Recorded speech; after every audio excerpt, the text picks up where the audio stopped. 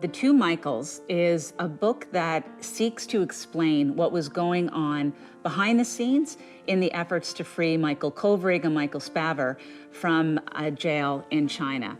And it seeks to help the reader understand all the bureaucracy behind it and all the machinations that you may have read about in the newspaper, but really didn't fully comprehend or understand. Mike Blanchfield and Fen Osler Hampson, they have a really remarkable way of putting you as the reader right into the middle of these behind the scenes, closed doors, sometimes really heated meetings. So it's really quite remarkable the way that they were able to get these interviews and through the two Michaels tell this behind the scenes story that you wouldn't really get anywhere else. There were so many disparate threads in this book. There's, a human drama.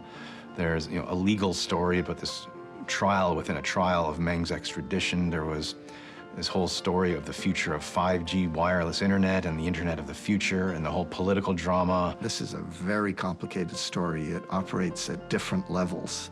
And so one of the things we tried to do was to kind of work on those different levels, but never to lose sight of the chief protagonists in the story, who were the two Michaels and Meng Wanzhou. The two authors, Mike Blanchfield and Fen Osler Hampson, really take us inside their cells at certain points. We find out, I think, new information about what their detention was like, how they coped mentally, how they dealt with being in a Chinese prison for such a long period of time.